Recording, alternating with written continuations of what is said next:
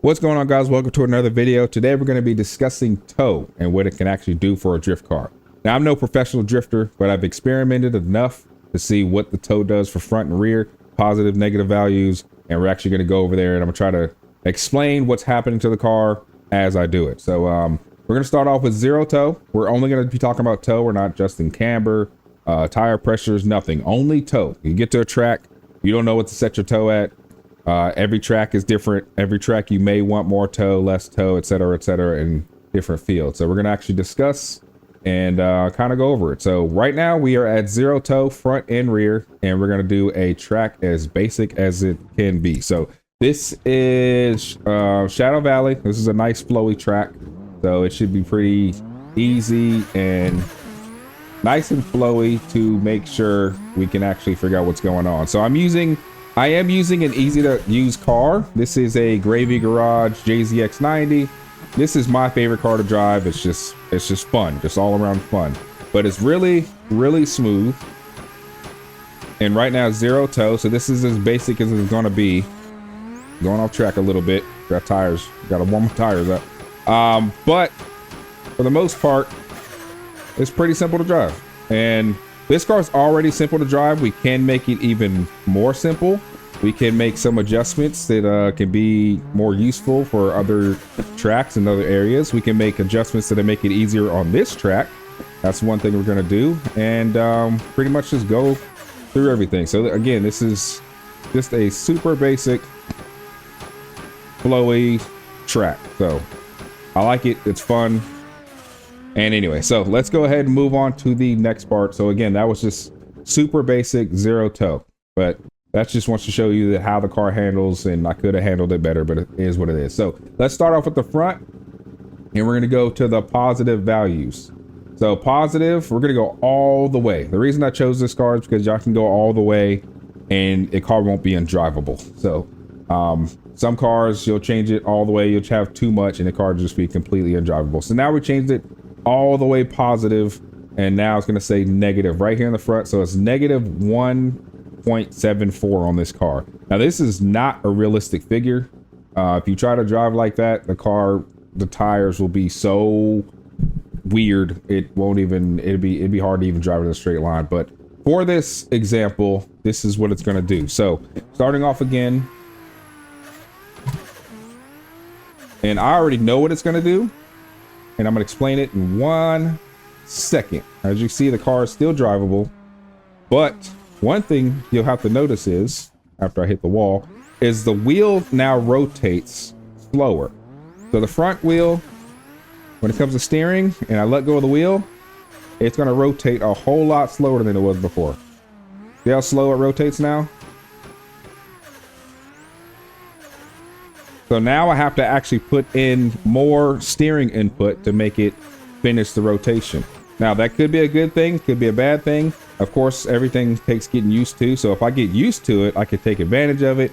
I can let go of the wheel earlier when I'm coming out of a turn, out of a transition. So I'm letting go of the wheel, and see how slow it rotates. So it's kind of messing me up because it's rotating so slowly. So again, I wouldn't normally use these values. I'm just trying to show it for example.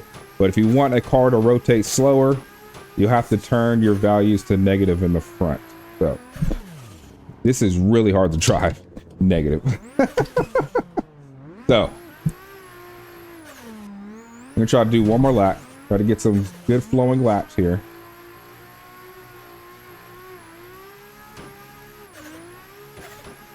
So slowly rotating, slowly rotating. I had to toss the wheel that time. We're gonna do one more lap, slowly rotating with the front.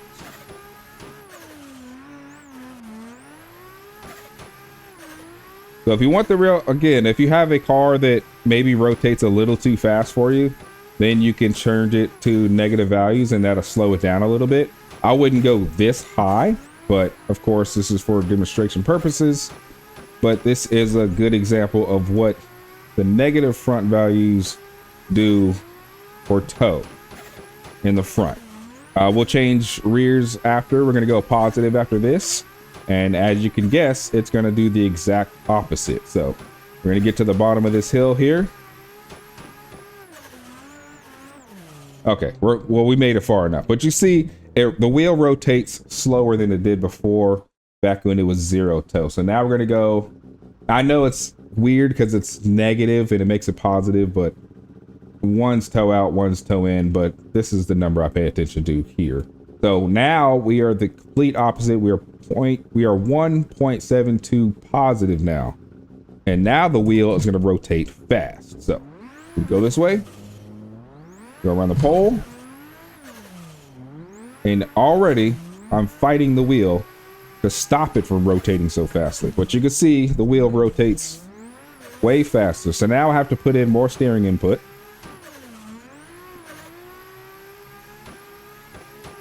And it also wants to fight and kind of straighten out too, because it wants to rotate. So when you have positive toe values, it makes the car kind of want to straighten out. So the car is easier to drive with negative values, but this is also a very slow flowing long turn track. If you have something else, if you're doing something like a toge, I'm just stuck at angle there. If you're doing something like a toge that has a bunch of fast turns, or doing something like a tighter track like a drift playground, then you might want a car that rotates a little bit faster. So in this case, it's definitely better to have negative values. Again, it's all personal preference. There is no right or wrong way to align a car. It's all personal preference. Everybody drives differently, and every track is different. But for the most part, I'm fighting a lot more because the car wants to straighten out and it wants to rotate straight. So we're going to finish this lap and then we'll go to the rears.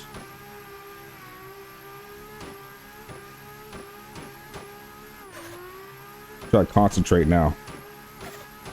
But you can see I'm actually dancing with the wheel, whereas before I would just be kind of chilling.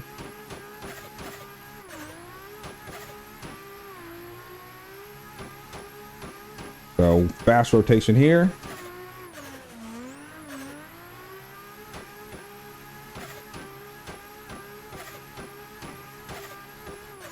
Now when we get to the bottom of this hill, fast rotation may help, because this is a tight area.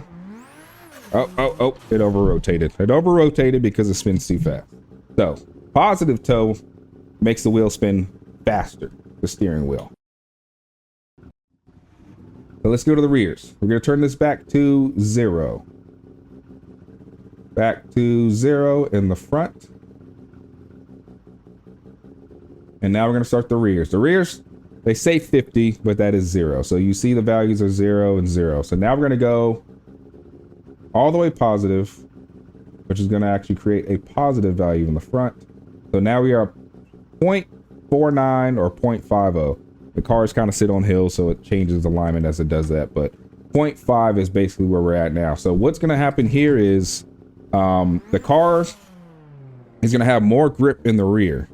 So what's going to happen is it's going to be harder to break loose, but once it breaks loose, it's going to stay there. So that's a good thing and a bad thing. Again, it depends on what track you want. So as you can see, it's harder to break loose, but once it does break loose, it will hold angle very well. So I have to send it. I have to have hard transition to make it sure it breaks loose. I was going too fast there.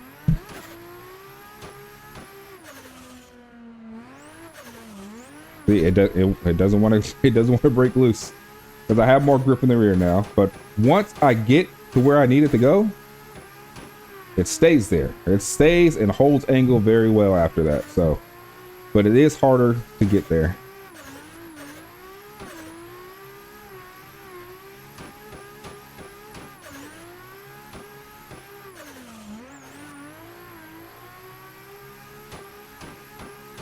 So most people, when they do like tracks like Brooklyn Park, where it's kind of, basically just all half circles, they'll use high toe values in the rear because the turn the whole time is just one solid turn, and that definitely helps when it comes to that. So when I changed it to negative values in the rear, Then it's going to do the complete opposite. And we're going to do one more lap.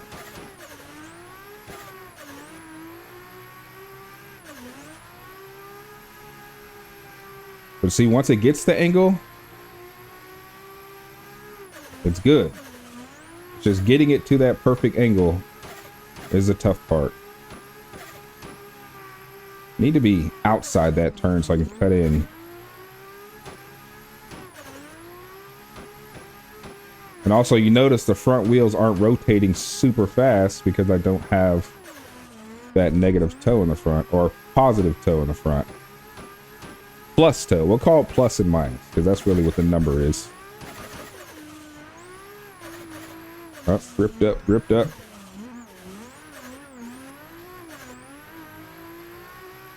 All right, and that is that. So again, that one with positive toe makes the car smooth once you get to angle, but it's harder to get to angle. It wants to fight you, especially when you're making transitions. So you have to really commit on making the transitions. But once you make them, then you're good. So now we're going to go complete opposite all the way down. And that's going to create negative 0.82 and 81, but we'll just call it 0.8. And that's going to do the opposite. Now the back end is going to be super squirrely. So, going around the pole.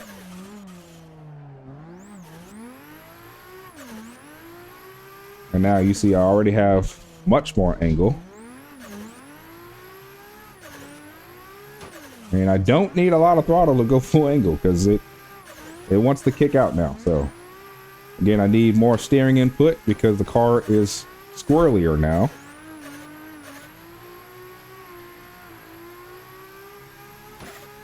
So now I have to focus a little bit more. That's what I need to do. Go outside, then inside. A better angle. Rotate.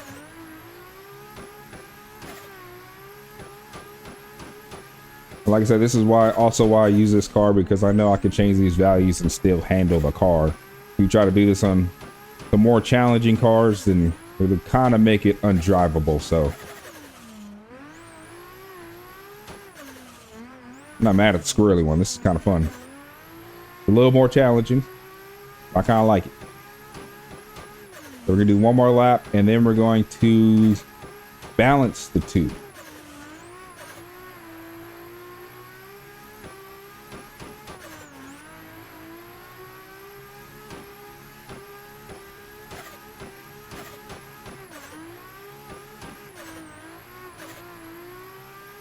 I think it's smoother this way. Actually, it's not smoother. Well, it kind of is. It's smoother because I don't have to fight it ever, because it's not too gripped up. This thing is it's just flowing because the back end's so loose. It's just flowing. So I kind of like that too.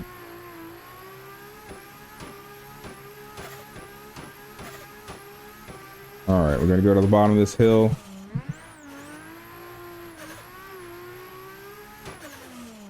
Long angle, no e-brake. All right, and that is it on that. So that made it really smooth. I actually really like that, at least for this course. That was pretty fun. So again, that for like a toge or something, where something you're going to be going back and forth a lot, that negative toe in the rear would be really good. So now we're going to go back to 0 for a second, and now we're going to make some realistic adjustments. So we've driven the car at 0 toe in the beginning. Now we want to switch it and try to find a way. Do we want a squirrely car, or do we want a slow, smooth, rotating car? And that will do from front and back.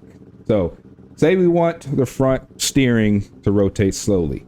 Well, that means negative values in the front. So we're going to say 0.2. 0.2 is kind of in the realistic range. Again, that won't be a very undrivable car in real life.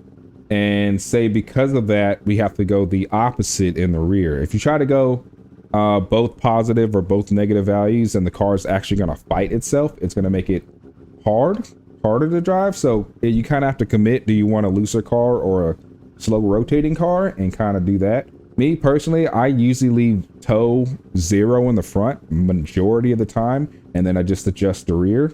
But for this example, we're going to try to balance the two. So say we're going to do 0.2, about 0.2 in the rear, positive, and negative 0.2 in the front. That means the wheel's going to rotate slower, but once it gets an angle, it's going to be, you know, perfect. So it should be harder to get to angle, especially with the wheel rotating slower. But once it gets there, it's going to sit there and the wheel's not going to fight me. It's going to be super smooth. So once we get to angle, so we're back to the wheel rotating slowly. And then once the back settles in, it's super smooth. So that's probably the best way to have a smooth car, is to go negative in the front and positive in the rear and kind of match them. Because this now, if it's just one adjustment in the front, typically with zero toe, again, you're just basically just adjusting your adjusting steering. If you try to adjust the front and rear of the car to match each other, then it makes the car a lot more stable. So as you see, this is working perfectly. I'm barely touching the wheel right now. It's rotating slowly. It's not overspinning. It's not spinning out. And I just get back on the gas and look how smooth that is. So that is a very, very smooth car, just by doing negative values in the front, positive values in the rear. This thing is flowing right now. And then we're going to do the opposite, which should be a very aggressive car. It will be loose with fast steering, again, which can be good on tight courses and togeys or anything. But this is probably the smoothest this car can be, because I'm barely even touching those. You know, I'm just pretty much I'm just controlling throttle right now. Low rotation, back on the gas. I waited too long, but yeah, that is a very, very smooth car, as you can tell. So let's go ahead and switch now. Make one more adjustment. Now we're going to do the opposite. So we're going to go plus 20, which means the wheel is now going to spin faster in the front. And we're going to go negative 20, which means the back end of the car is going to be loose. So it should be a very aggressive style car. And again, I'm not changing tire pressures, suspension. I'm not changing anything. This is only toe adjustments we're making here. And as you can see, every drive has been a little bit different. So now this car should be loose, should be a handful.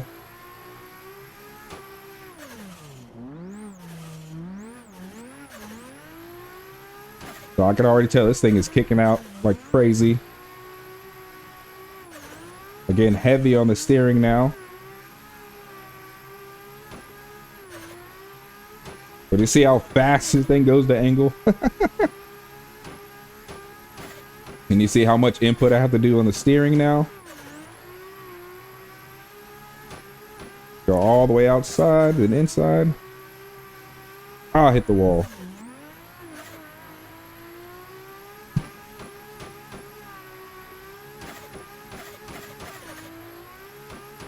Oh, wrong angle.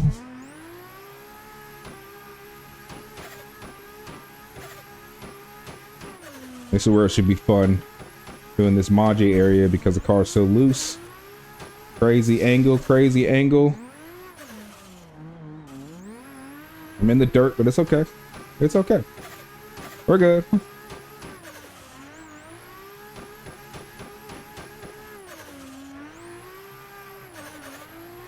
See, as you can see, it's way different and a little bit more challenging to handle than it was before. But again, every track is different.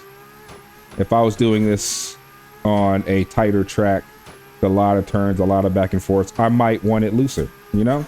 I might not want the super slow rotations. I might want to want the wheel to toss and it, you know, jump to angles super fast. So it really just depends on, I crashed. But it really just depends on the track and your preference at the time.